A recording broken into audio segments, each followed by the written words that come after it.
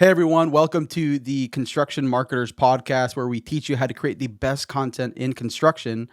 I'm your host, Jonathan Core, and today we're chatting with Kristina McMillan. Kristina is a construction marketing strategist, industry leader, growth advisor, the founder of Crew Collaborative, and the owner of Steel Toe Consulting. Welcome to the pod, Kristina. Hey, thanks for having me. Yeah, for sure. I've been connected with you for some time now. I'm not sure initially how we got connected, but I've seen your content from afar. I know that you've seen some of mine as well. And so, just for those of you that are listening or watching this, this is my first time talking face to face to the well-known Kristina, just like virtually. Um, to kick off this conversation today, Kristina, I wanted to start off with this first question, and it's kind of a two-parter. The first thing is, why marketing and why construction? Um, so it's like the origin story, right? Everybody has like their "how did I get here" thing, and my sort of like condensed version is when I was in high school, I went to a school here in Minnesota called Eden Prairie High School, and back in the day, because I'm getting up there in my years, back in the day, they still had shop class in my high school, and I took a welding class. And truth be told, it was the only class that I didn't get a C minus in, like all through high school. I was a horrible student. Not horrible. I just didn't do well in class, right? I was much more focused on people and parties and all that. So I actually thought I was going to go into welding out of high school. And so I developed a love for working with my hands and the creativity involved there, and also the money that I heard we can make in the industry. And then I took my ACT test, as you do when you're a senior. I don't know if it's still required, but at that point, everyone was required to take their ACT or the SAT. And I ended up getting a 32. And so everyone was like, holy shit, she's actually kind of smart. So maybe we should pay attention to her. And so at that point, I got pushed into college. I'm a first generation American. So my parents didn't really know any different. It was sort of like, well, whatever the counselors are telling you to do, that's what you should do. So I went to school for marketing and journalism. I got a double major and then a minor in diversity studies. And the reason they gave me a diversity studies, honestly, is because I read so many African American history books when I was in college. They're just like, we should probably give you some sort of credit for this. There wasn't even a minor in that. But it was great. I had a great college experience. I bartended the whole way through it. And marketing, honestly, has just always come very naturally to me. I understand business. I understand what businesses are doing wrong when it comes to sharing their message. I see a lot of really lazy marketing. And from a young age, I've just been really focused on the storytelling aspect and looking at how we can approach parts of the market that aren't being sold to or aren't being marketed to. So that's really where my strength came in at a young age. I didn't choose construction until I was in my late 20s. At that point in my career, I was actually a high-end jewelry designer. I had a store here in South Minneapolis, very fancy neighborhood, was doing very well, had a great reputation for design. But I met a guy, and we all know that meeting a guy just screws everything up. And so, he was a construction guy. He still is a construction guy, and he was my husband. He became my husband eventually. But I fell in love with his people, and I realized that the luxury goods people were not necessarily my vibe. I also took personal offense to the stigmas surrounding construction Mm. and the negative reputations that they had when every time I went to a job site, I had such a better experience than I ever had in any sort of white collar boardroom. And so I just fell in love with it, and I jumped right in, and that was coming up on 15 years ago, and I've really never looked back. And that's why construction, and that's why marketing. So it's my skill set. That's awesome. And one of the things I want to go back into your story, your origin story, you'd mentioned like, at least back then you mentioned maybe, your perception was I'm not good at school or like, classes. And welding was, potentially the path forward. And the reason I resonate with that specifically is I had the same experience in high school is I was like, I did not do well in classes. I failed multiple classes throughout my, at least, freshman, sophomore, junior year. And I honestly thought, I'm like, one, I'm probably not smart. Like, to be honest, I feel like I'm not a smart guy. And then all of a sudden I had somebody nudge me and I nudged myself my last year, and I took several AP classes. I'm like, I basically wanted to see, like, if I do this, am I capable of doing it? It was Mhm. really hard, but I passed. And the reason I say that is I took a college English course that our a university here in Washington State offers in our high school, and that was my introduction to writing. And I realized in general I had a knack for I just love to write. And I remember this even in my kind of like elementary day schools, where I would start to write a story and it was only supposed to be like a page or two long, and I would have several pages. I'm like, okay, dude, I have to end the story because it's starting to get good as I'm writing it. But I'm like, no, what I was tasked was 1 to 2 pages. And so I say this because I listened to you on another podcast, and you had mentioned you really like writing. And so the question I wanted to ask you, especially too, knowing that you majored in journalism and marketing, Yeah. I'm curious, how has writing, or your ability to write, or your ability to communicate yourself through story and things like that, helped you throughout your career in marketing and in construction? Um, that's a great question. I don't know that I've been asked that question before. LinkedIn obviously has been a great tool for me. It's given me a platform where I can write and be accepted. I'm not necessarily always the most professional person on LinkedIn. I definitely blur professional and personal. And I think what writing has allowed me to do is be authentic. Um, I know that that's a struggle for a lot of people to come to the table authentically. It's hard for me to do in person, Hmm. honestly, to come to the table authentically. But when I'm writing, it just literally pours out of me. And when it's something you're passionate about, it's easy to write about it. And so, really, just you'll never get any sort of like bullshit out of my stories, right? It'll never be anything except exactly how I feel and exactly my opinion. It's not necessarily anything else except my thoughts. It's kind of like we were just saying before we started, like I'm not super jazzed that I'm like completely in my like sweat clothes right now, and I'm not necessarily like, you know, visually where I want to be for a podcast interview, but this is authentically who I am today. Hmm. I had to deal with things this morning with my family, and that's always who I'm going to come to the table as, in my stories and in my writing. And writing has been the vehicle for me to really share the stories in construction and really share the issues in construction, but not in a way that's like, all of this sucks and this is all the shit that's wrong with construction, but really in a way like, oh my God, isn't construction so amazing? Here are the things that are wrong. Like, what are we going to do to solve it? Because I think that there's also a lot of Mm. writers on LinkedIn that use the platform to be like, the leaders need to stop complaining and blah blah blah, but the leaders aren't going to stop complaining until we work out a solution, right? And the people on the in the field are not going to stop complaining until we find a solution.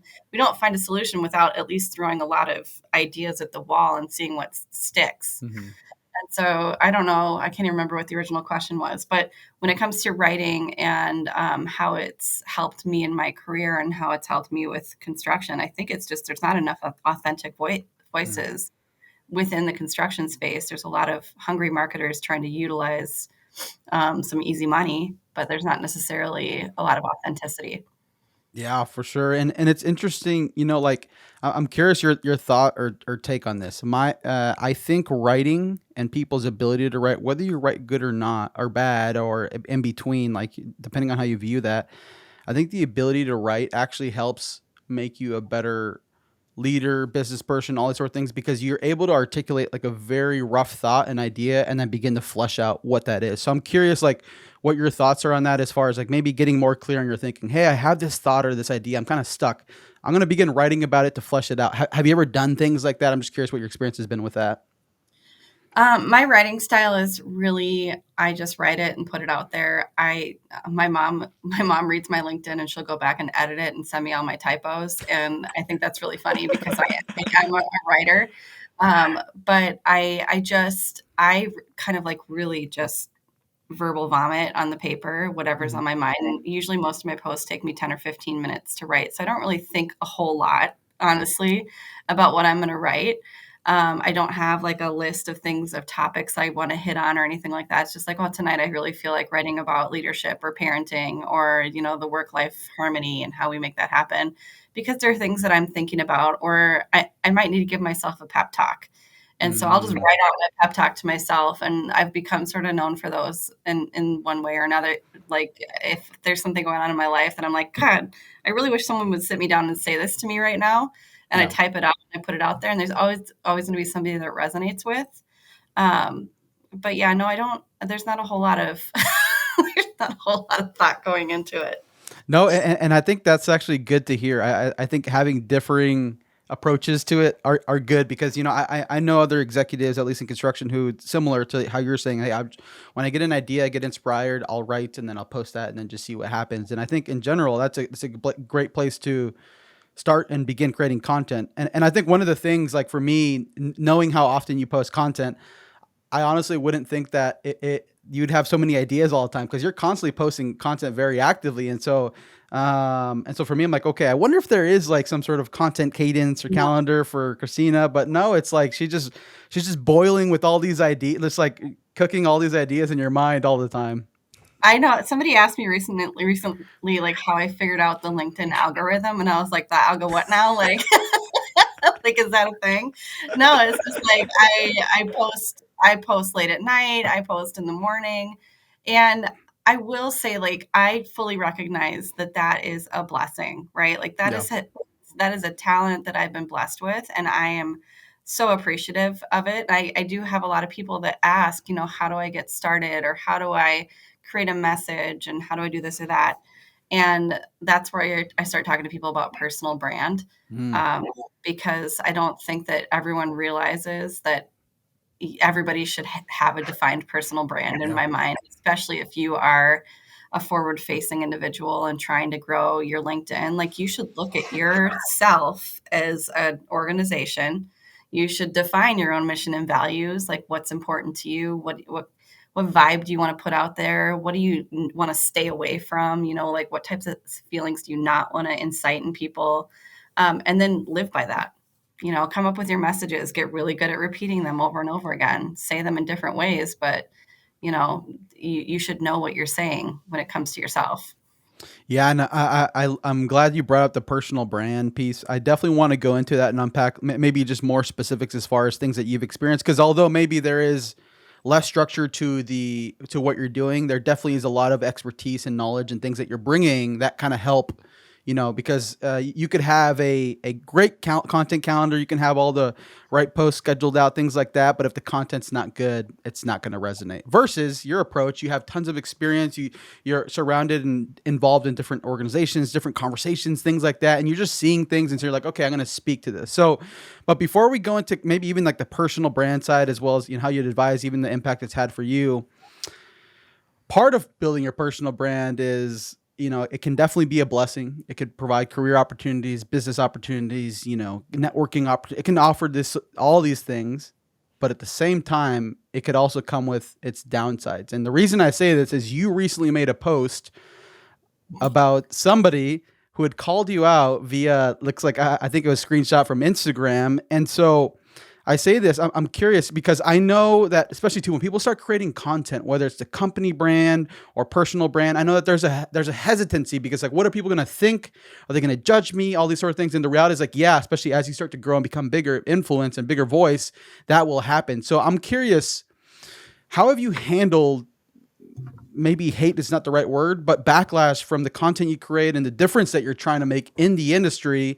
And I'll let you decide whether you want to go into that specific story just to kind of unpack an actual real life scenario and how you're navigating it yourself.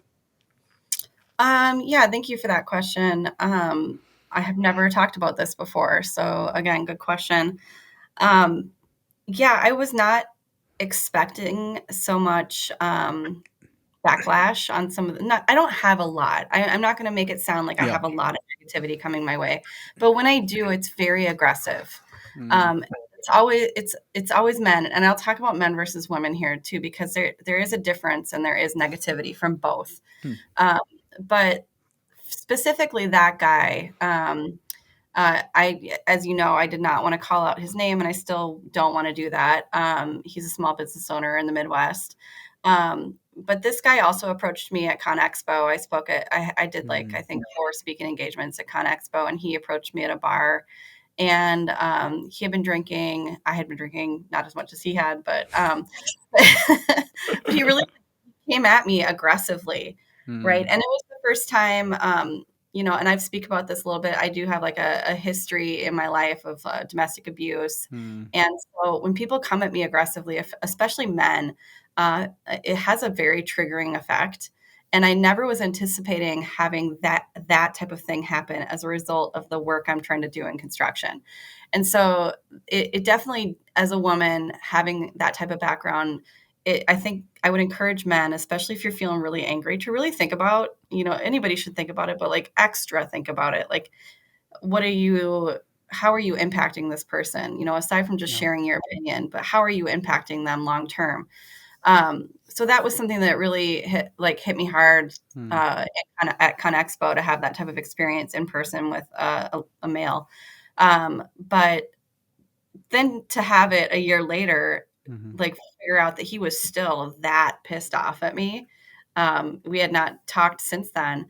And the message I was getting from him is very much like, you're not going to change our industry. There's people that have been working, in the trenches, or in the ditches, or working hard for generations. And you're trying to like bring all these like new people and women and minorities and, people who are gay or people who have different types of backgrounds into our industry.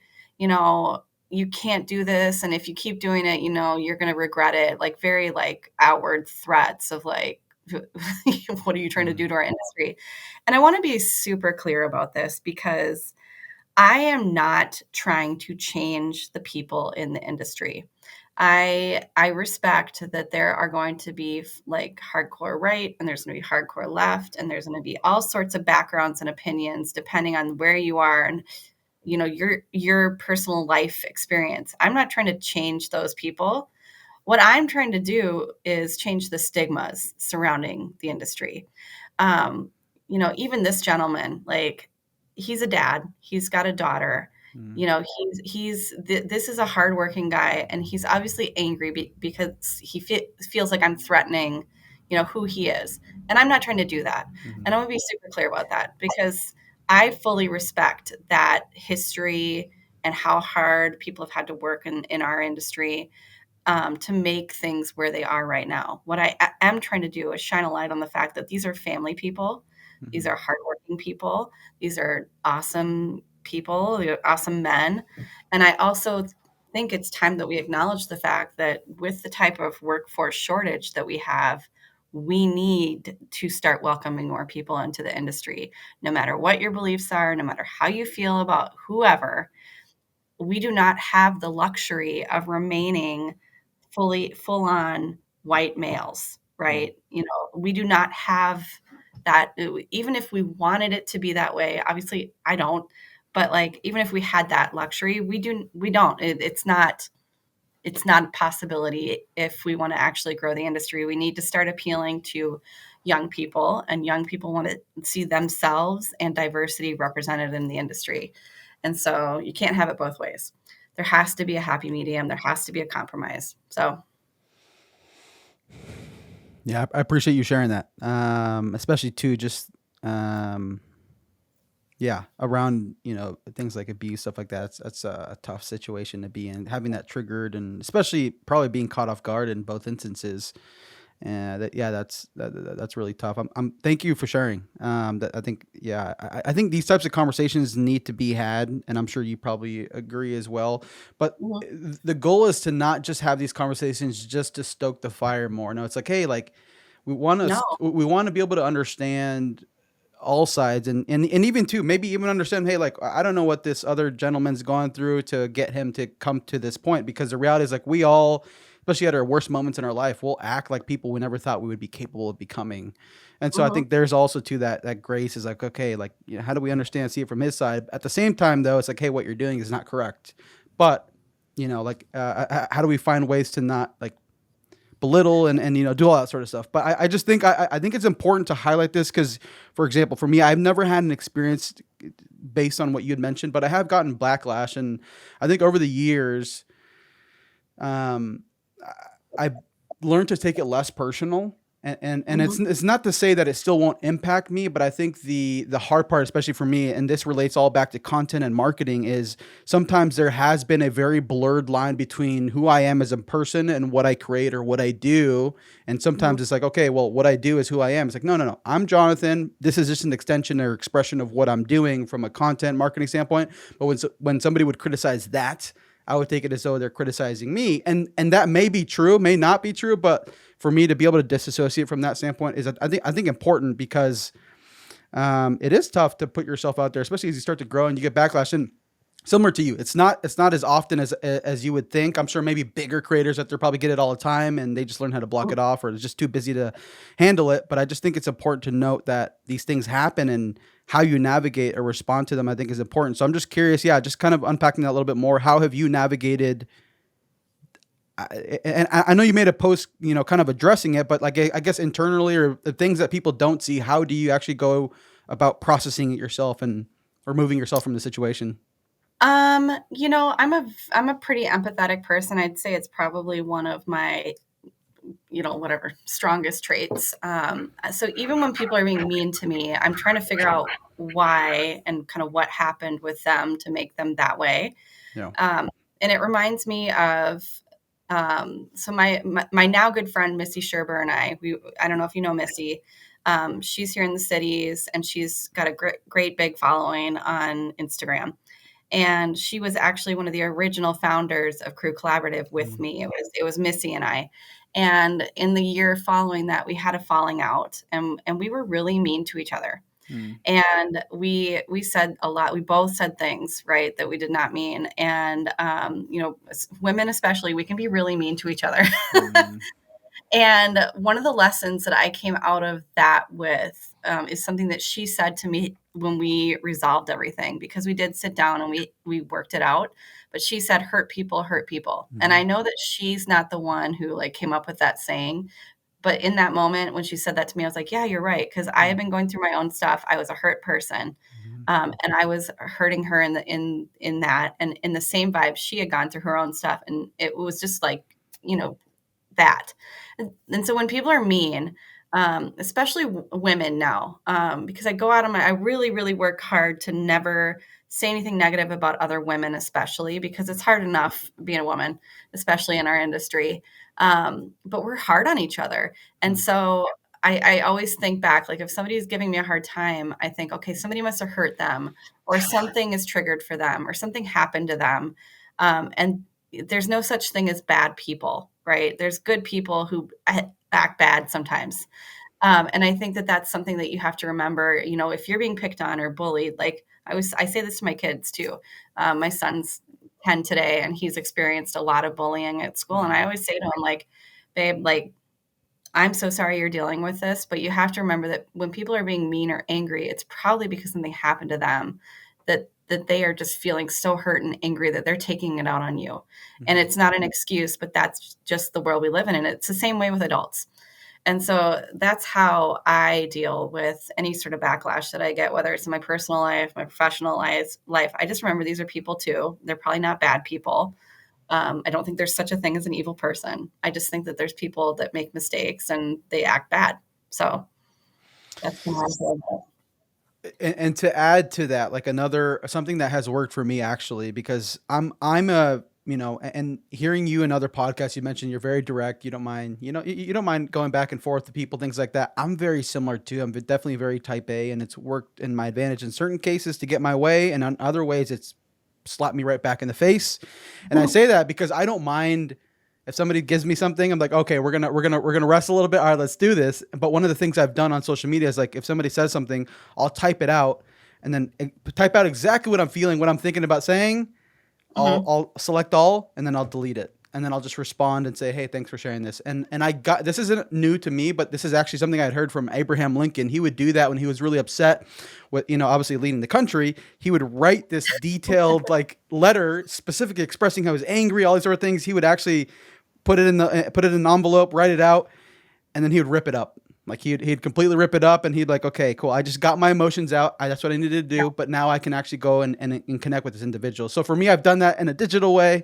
But I think having these tools, I think, are important because these things will happen. Mhm. And even for people who are just up and coming, I've seen people push back on smaller creators, things like that. But one of the things you alluded to, which I'd mentioned in the intro, is you're, yeah, co-founder of Crew Collaborative.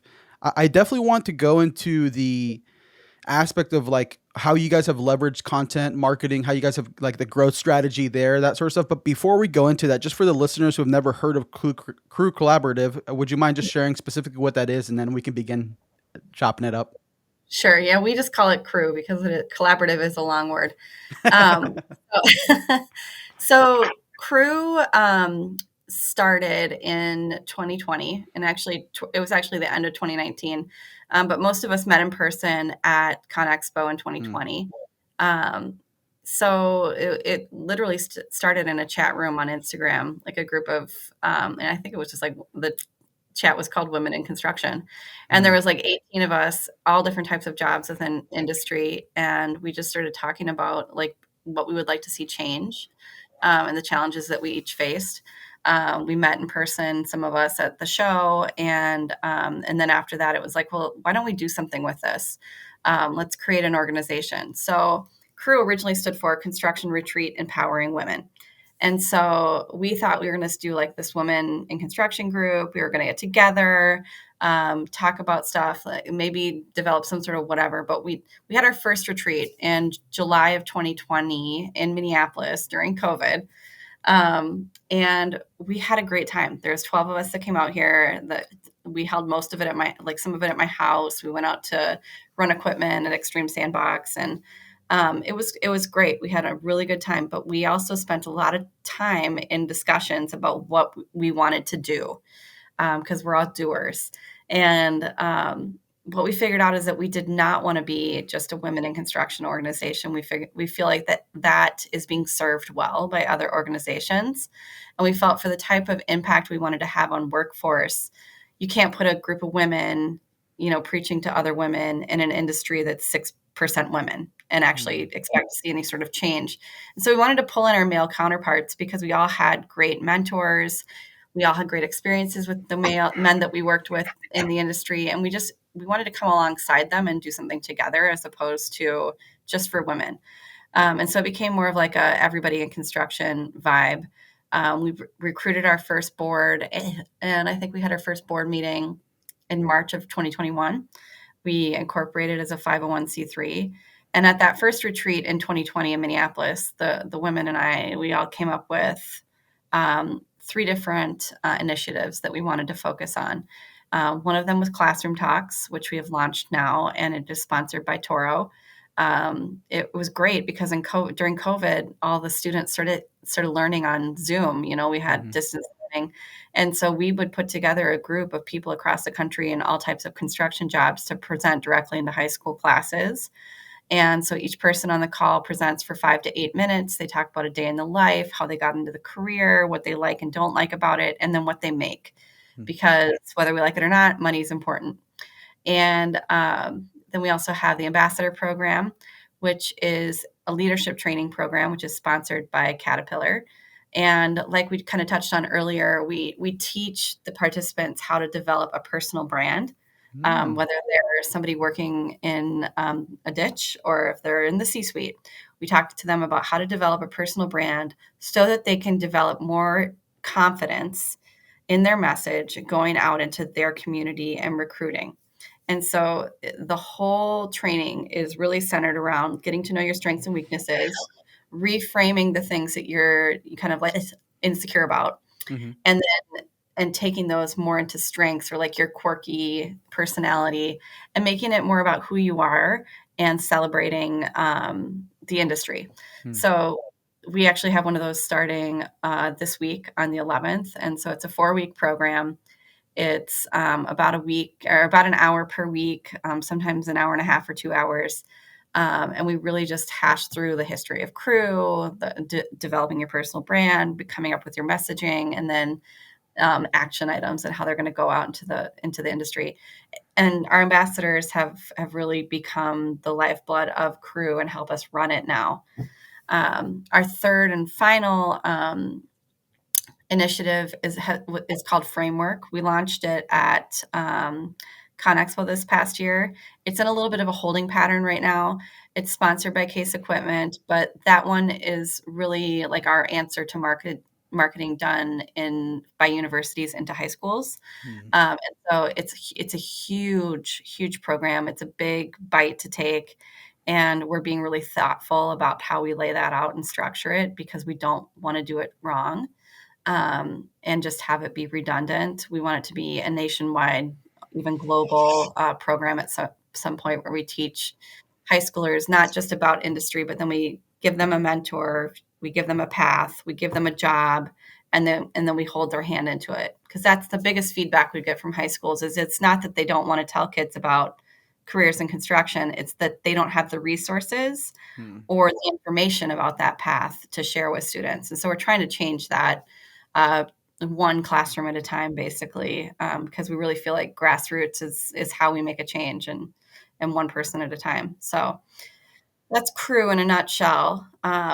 We're going through some transitions right now because we've gotten to the point where we're no longer a startup and we're really having to step into our big girl pants, and we're getting more into fundraising. We've hired a management company to run the organization because honestly, the 10 of us who started it, who are still involved, we're burnt out. It's been going on 4 years of putting a lot of time and energy into this organization. And so we're hoping to like bring in this organization to help us run it so that we can get back to the business of recruiting and being passionate about what we want to do. So Yeah, that's super helpful to kind of break up those three buckets as far as like how the whole crew like system works and all that sort of stuff. So now, as far as like getting the word out there, and I know that you gave examples of that, how you guys are actually making a difference, but like, thinking back to when you first started it, and maybe even some of those strategies that you're doing now, how did you get leveraging marketing, leveraging your ability to communicate, things like that? How did you get the word out there? What were some of the growth strategies to be like, how do we get as much awareness to this organization as possible? from the beginning, when it comes to marketing, we really wanted to lean heavy into photos, and images of people doing the work, especially young people. Our board is made up of people from the ages of like early 20s to mid 50s, and a lot of them are working in the field. We wanted to have high schoolers and middle schoolers and really anybody who's potential to go into a career in construction. Wanted them to look at our page and be able to see themselves represented on it. Mm. And we feel like that's really when it comes to the marketing of our industry. And as a marketing person, I feel like the entire labor shortage can be solved by better marketing, but that's just me. Um, I love so it. we really put on trying to have like really bright, young images, kind of a little edgier when it comes to messages, and a little bit more like snarky almost. But really those photos, because so many marketing campaigns are graphic heavy, and it's really hard to relate on a personal level to graphics. But it's easier if you can look at a picture and see someone who's 25 years old and a female and running equipment and be like, oh, yeah, I could do that. I could totally be friends with that girl and I could do that. And if she can do it, then I can do it. And so just being able to visualize yourself in the industry. So that's how we're marketing. I'm glad you said the graphics piece. So like I run my own social media agency working with contractors, and when I walk through the process talking about like because they say, okay, how are we going to go about getting images? So there's a few options for that, and I tell them, I'm like, when contractors can't access maybe good quality images or what they would refer to as good quality images, they'll typically lean on the side of graphics. And then but I'm similar to what you're saying. I'm in the wavelength of like graphics can only get you so far, one, but also two, I don't know about you, but when I see a graphic, especially in construction, I think it's like an ad or a promotion for something. So I'm like, I just scroll by. Yeah, if I'm going to be honest. Well, and graphics, Yeah, I agree. We lean on them way too heavily, and I am like very anti-graphics. Like I will go photos all day long. I love a good brand. I love a good brand, but I do not think that we should be using as many graphics as we do. And I will call out companies on that all day long because it's just do a video, do a photo like with some verbiage on it, but like for God's sake, like the graphics are, especially if you're doing them like on your Word document developer thing, like it just doesn't work. So yeah, I think it's a sign of how antiquated some of our processes are and our thoughts on what marketing actually is. So Well, and I would understand if you were more graphics heavy, in insurance. If you're in a commercial insurance, totally get it. Like I mean, what are you going to take images of? Maybe there might be some creative ideas, but construction's so visual. So it's like, why wouldn't you just whip out your phone? And we all have $1,000 devices in our pocket that take really good photos. You don't have to have like a high end DSLR or higher. You just go snap some shots yourself and boom. And you can snap like 20 and then boom, there's 20 individual posts for the future. And so I just think sometimes we overthink it and kind of shoot ourselves in the leg to be like, this is a visual industry. People want to see what you're building. And even too, taking a quick 5-10 second video of just somebody working. I don't know. It's just, I definitely can connect with you there.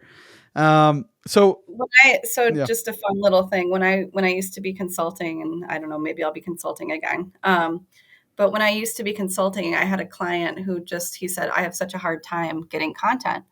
And he's an asphalt guy and he's a good friend of mine now. And I said, okay, so why don't you just do this really high tech content development situation? And he was like, what do we do? And I was like, start a group text. Like literally start a group text with your crews and just incentivize them to send you photos of what they're working on, what they're doing. And when I was at my last company at Hatch, I incentivized people to take a selfie. Like I tried to normalize the idea of, okay, like it's okay to take pictures of yourself working on a project and sharing your passion. Like don't be embarrassed, just take the selfie and then post about it. And the amount of, if you do a little study on it too, if you take a selfie, it gets like 5 times more engagement than if you just take, even if it's just a picture of you on a site that somebody else took. If you take a selfie, people are like, oh, that person's relatable. Like Mhm. I'm assuming that's what the psychology is there. But yeah, especially if you get like a good double chin look in there and like look a little wonky, then maybe I'll take a selfie today with like just my hot mess express happening. But I always encourage people like just share where you're at, like put it out there, just be who you are, and it's just like we try so hard to like clean everything up and look perfect all the time. That's not relatable.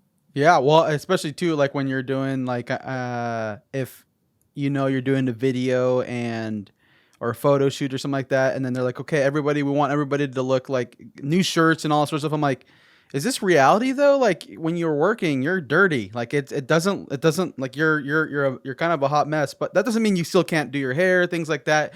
But the reality is like I think we can all spot when there's like the okay, yeah, this is like this was created for a reason. Like there's a production marketing spin on why we're doing this. That's why it looks more polished, things like that. But the reality is that construction is kind of like it is very real and raw. And I think to be able to express that actually connects people. And I think maybe contractors have resistance towards it, maybe from a risk standpoint, safety, perception of their brand, things like that. But I think the more real you put yourself out there, I think typically the better it resonates. And the other thing I was going to say too, from the selfie standpoint, which I struggle with, so maybe this is my own nudge to begin to do some of that stuff myself. But there was the construction software company I was working with, and we began to figure out how to incorporate, because like, when you talk about software, there's only so many things you can talk about. Yeah, you can talk about pain points, things like that.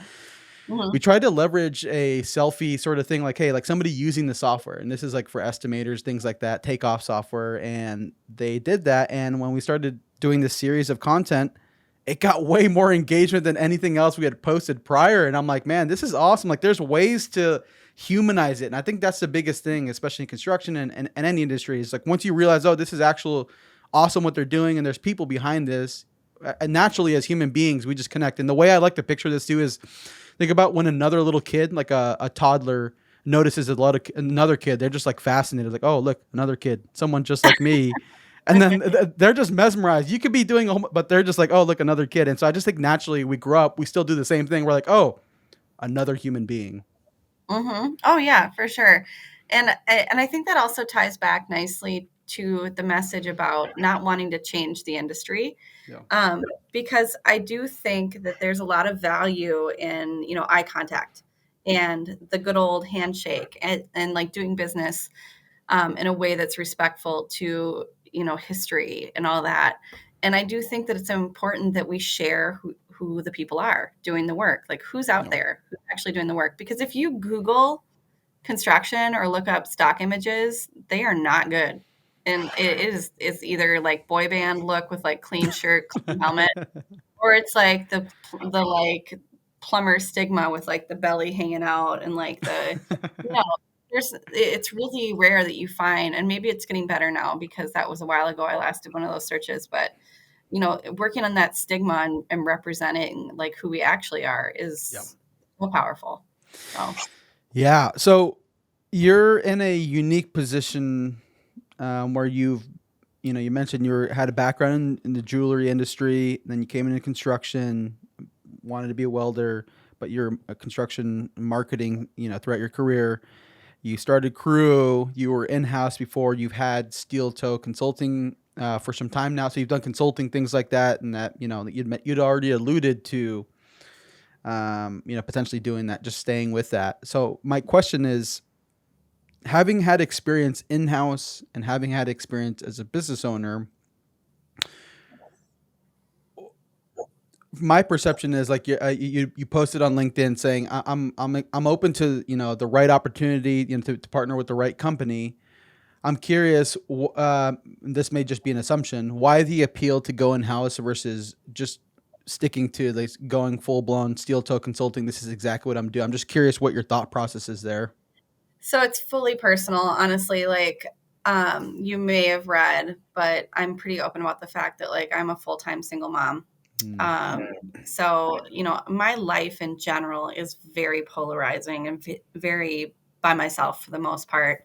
I have my kids are 6 and 10, and I run a house. I have a house, and I have a lot of things that I do for my kids, and I do a lot of that stuff by myself. And when I was running my business and doing that, I enjoy my clients, but at the end of the day, like I'm stepping into their world, and then I'm stepping out and I'm going back to doing it by myself, right? It's still a lot of stuff by yourself. And while it might make sense financially for me to keep consulting, because if I'm honest, right, I can probably make twice as much money consulting as I can working for another company. But I really want to be a part of a team, and I really want to have that impact. And I really just want to retire from somewhere and have people show up at my retirement party and like I want to have a cake. I like want to have I want to have a team that's like, "Oh my god, we're going to miss you." And I'm at the point in my career where if I'm going to build that, like I'm in my early 40s, if I want to build that longevity with a company, like it's got to be now. Hmm. And so I really am looking to like be somewhere for the long term. I thought that was my last company, and I'm not sad that it's over because it's a global company and it was really hard to like have that team feeling still, even with such a large company. So I feel like this is just the universe's way to like pushing me into a situation where I'll be more comfortable. Yeah. Uh, and my message on LinkedIn is really like I I'm going to keep looking for the right thing. I have a few things on the docket right now, like on the in the whatever you want to call it right now. I'm interviewing. They may turn into something, and if they don't, or if they're not the right thing for me and my family, then I'll keep looking. Yeah. Until the right thing comes along, and I'm lucky to have that skill set where I can, pick up contracts for the next 3 to 6 months to however long I need to until I find that right thing. So. Yeah. No, and I appreciate the honesty, as well as like even just like the self awareness for like, hey, like, yeah, I could probably make more money, but the reality is like the impact that you can have with a team, especially in a bigger organization, could probably be like the impact could be felt a lot more. And the reality is like sometimes, and I say this because I was an in-house marketer myself too for a contractor, and eventually went off on my own. And I can definitely relate with sometimes it does feel lonely, like you're just doing it yourself. Yeah, you're working with contractors, but it's just you. Like this is me in my office right now all day. And sometimes I'm like, okay, I need to go work at a coffee shop because I feel so like I'm like, okay, are there people out there? There are, Yep. and but I appreciate you saying that because I think it's important. Like not everybody has to be a business owner, have their own thing to make an impact in construction, to make an impact from a marketing perspective. So, no, I appreciate you sharing that. So, I guess going in line with like the knowing that you're eventually going to be in-house marketing, you're a director of marketing and have held different roles within marketing, construction, and civil engineering, just AEC across the board. I'm curious, what qualities from you, especially from a leadership standpoint, what qualities make for a great marketer in construction? Oh, that's a good question. I have a lot of opinions about this. This could probably be its own podcast. Um, the thing that was surprising to me when I went into the first company I worked for was that marketing seems to be really focused on proposal development in Hmm. construction, especially commercial, Yep. and civil. And so that to me was really surprising because I had never worked on proposals. I've always been a strategy person, and I am horrible at the details, and I'm horrible at spreadsheets and all that stuff. And that was really what they were asking me to do. And so I think this time around with this search, one thing that came out of working at Hatch that that I was surprised by, but also I'm very happy about, is that I found comfort in saying that I want to lead within an organization, and I Mm. don't necessarily want to be siloed into just marketing, Yep. um, because I very strongly believe that marketing needs to be paired up with workforce development and talent acquisition and business development, and those spaces all need to be working together. And those are all areas that I have pretty extensive experience in. And I feel like an expert in all of those spaces because I do think that you need to have quality marketing internally and externally to have quality business development and talent acquisition and workforce development and diversity, equity, and inclusion. Like you have to have all those things cohesive and working together. I think one of the biggest mistakes that companies make, especially large ones, is they silo those departments Mm. and are not saying you need to work together. You need to be focusing on that. So when I'm looking at my skill set, like I am really looking at companies to be more open-minded to the fact that you cannot continue to silo those. And if I could put a message out to construction as an industry that I would hope that they would listen to, it would be get out of your own way, because I know that we hear that all the time, but like you're complaining about not having enough workforce. We're complaining about, not enough work coming in, or, we're complaining about the fact that like we're getting into these projects but that we don't have clear expectations in them. Honestly, all of that can be solved with marketing and communication being effectively utilized by each of those departments. And so that's what I want to do. I want to do that for a company, whether the title is more leaning towards more DEI or more towards workforce development or marketing. I want to have that cohesive experience within a company.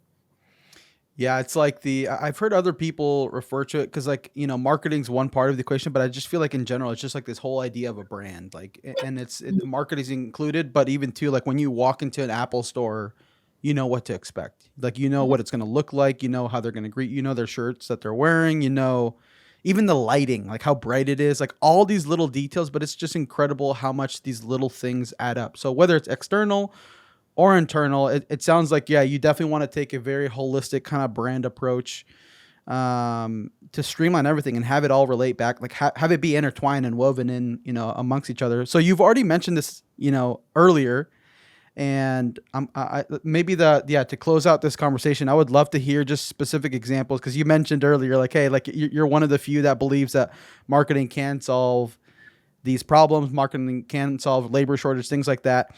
What are examples, or what, like, to unpack that a little bit more, like what are examples of things you've seen or experiences you've had, or just to actually like give more, case studies for that perspective? I don't have case studies prepared for you today, but I but I will say, one of the things that and this is kind of an epiphany I had when I worked for BuildWit. So I was the first female that worked at BuildWit, and it was a few years ago, and I wasn't there very long, and it was no fault of anybody's. They're a great group, but what I learned while I was there was how impactful good branding, like you say, and marketing can be, and how stubborn a lot of leadership and people who have Mm. been in the industry for so long are when it comes to setting aside budget for marketing. But if you ask those same stubborn people, tell me a list of companies that you look up to. Let's think about, you know, construction businesses that you're like, wow, they're really doing it right. Okay, they'll give you a list. Why do they know that those companies are doing it right? Because they've seen their marketing. Like, that is like the most simple example of like how we can solve problems with marketing. Because if you think of companies, I think of Vite up here in Minneapolis. So Vite's a huge company. They're great, but they do amazing with their marketing, and people want to go work for them. And it's because another way to look at it is what I would tell the engineers. You can be a subject matter expert all day long because that's what they're really focused on. I'm a subject matter expert, blah, blah, blah. I know all the things. Who cares? If people don't know that you're a subject matter expert, or with Vite, if people don't know that you're the best in demolition, or, if people don't know that you're a really great company to work for, then who cares? Like, you can do it all day long, and you can have those things that you can maybe hope that it gets out there word of mouth, but that just means somebody else is doing marketing for you. So at the end of the day, it all comes down to getting the message, and it's way smarter and healthier and better for your bottom line to control that message and control the narrative and put the branding that you want out there and share who you want to be. And so, can marketing solve like the labor shortage? I mean, if you're willing to back up what you're marketing, then yes, absolutely. But if you're a great company and you want more people to work there, the only way to get the message out there is through marketing. So That's a great example. Like I'm gonna steal that from you and start asking, hey, who are some of the companies? And it's crazy because it's true. It's like if you don't hear about them online, because nobody else is like going to their offices and studying their like no, like nobody has time for that one. But then like who knows if anybody's gonna let you come in and you see what's going on. But yeah, it's typically the contractors that have the best marketing are typically the ones that people aspire to. And it's funny because working with contractors, I'd be like, hey, through my whole process, I'll ask them, hey, who are some contractors that you look up to? And it's typically the contractors that have really good marketing. But it's interesting, though, as you said, it really got me thinking, like, I wonder if there's like a direct correlation between like by the time a contractor's finally ready to start marketing, they're also like, they also have a lot of other infrastructure things within their company going on to make like because one of the things I like the example I'll give is I started working with a contractor a few months ago, and he had been like, hey Jonathan, like this is time for me to do this, I need to do this social media thing. And when he explained, I said, okay, so why is it time? He's like, we've been working the past 3-4 years, cleaning up our processes, really getting our systems in place, making the right hires, all these sort of things. And now they're like, okay, I feel comfortable marketing our company because I feel like we're at a state that, now we're ready to do this. And so I'm just curious to see your thoughts. I wonder if there is a correlation between when a oh contractor is yeah, finally ready to market and it's like dating. Okay, so I think about this. Okay, like, so I've had a boyfriend now for 3.5 years, but we met online, and it makes me think about like that time. This is going to sound ridiculous, but this is what I thought of. So when you like get out of a shitty relationship and you're just downtrodden and maybe you're a little squishy and you kind of look like shit all the time, but then you're like, all right, I got to get my stuff together. I want to get back out there. I want people to believe in me. You start working on yourself internally, and you go to therapy and you go to the gym and you get your shit together, and you're like, all right, I'm ready. I'm gonna take my selfies, and I'm gonna find the pictures of like who I want to be and who I want to represent myself out to the dating market, right? So that to me is kind of like what you're saying. Like, okay, so you've had this business, you've been building it up, maybe you've been going through some shitty stuff, you've had some things that have set you back, but now you're like, okay, now I've done the work. I've put the structures in place. I've got myself a CRM, and I've got salespeople, and we've got business coming in, and I've got employees. I'm ready for my close up, right? Like I'm ready to start marketing who we are and what we want to be so that we can start taking in the business and be more selective. And so they do kind of align a little bit there, but so I do think that maybe we should put together a study of some sort, but I just don't see how there there could not be correlation. Like even if Yeah. someone's arguing with me, like if I say, okay, well, that company because of marketing, and they're like, no, I've seen their job sites. Well, how did you know it was their job site? Because they had signage up. That's what that is. That's marketing. So it's just sort of like it's a fun thing to debate for sure. Yeah, but it does work. And for me, I honestly, because I had people say, I built my business without marketing, all these sort of things. I'm like, honestly, that's awesome. Like, I think keep doing what you're doing. If it was working, great. But that's not always the case across the board. Just because it worked out for you that way doesn't mean this way. And even too, I have a post coming up when kind of calling out, when a contractor's like, I've never used marketing to grow my business. And then I find out it's a third generation family business. I'm like, oh, okay. The people, this is like, Oh, you've had yeah, generations to build this now. It was yeah. very relationship based back then. It was relationship based, meaning, and I still call biz dev like marketing, like that falls under that, and building relationships, getting your brand and name out there.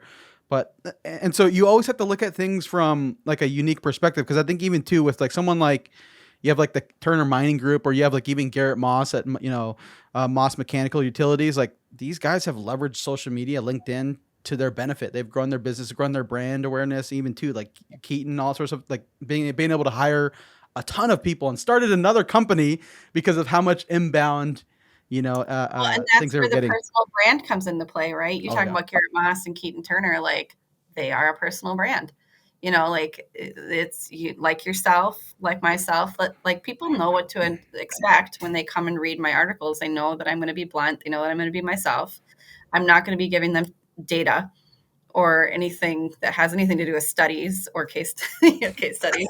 But I they don't do will that either. So they I'm going will to be get honest. opinions. So I think that it really does come back again. I always say to people when I'm starting with them, like, who's your figurehead? Because any business that's doing well, like there's a million construction businesses, but like the thing that makes your company different, there's going to be a figurehead. Like there's Yep. going to be somebody that people look to and they're like, oh, I want to do business with that person. Yep. And that becomes the personality of your company. So So last quick question. What are some companies or contractors out there that you like, some of your favorite to follow or watch or see? You mentioned one in the area that you're at, but just what are some other ones that come to mind that you wouldn't mind sharing just with the audience today to close out this conversation? I really love Herb Sargent over at Sargent Corp, and Pete Parizo, who works for him. I'm a big fan of James Benning at Catamount Constructors. They are doing some really cool stuff. And, just some individuals that I would recommend are Jennifer Todd. She's amazing. If she hasn't been on your podcast, you should have her on. And Kate Reeling, who works for Catamount now, Amanda Kurt. These are all people from Crew who I just really Mm. love. And then Brex Enterprises out of Pennsylvania is an amazing organization to follow. Alicia and AJ run that company, and they are just like legitimately exactly who they say they are online. And they built a farm. They've got 5 kids. They run all these businesses, and then they still find time to give back. And they're just amazing people. So those are all my people to follow. I'm sure I forgot some, but No, for sure. That's super helpful. There's at least two I haven't heard of quite yet, so I'm definitely going to go digging. I'm always on the hunt for a new contractor to see who's doing really well with marketing. But yeah. thanks so much, Christina, for coming on the pod and unpacking this. I know that like even too, you mentioned like the idea of in-house marketing, like that could have been the whole episode. So who knows? Maybe down the line we'll see. Maybe we have a part two, and maybe even unpack specific like aspects of personal branding, because that's something that's super fascinating to me and understanding the intricacies. But I appreciate you coming on the pod, sharing your story, your experiences, as well as even too just kind of the area that you're in your career right now, trying to figure out what that next move is, and yeah, just bringing in a tons of insight today. So thanks for sharing that. Awesome. Thanks for having me.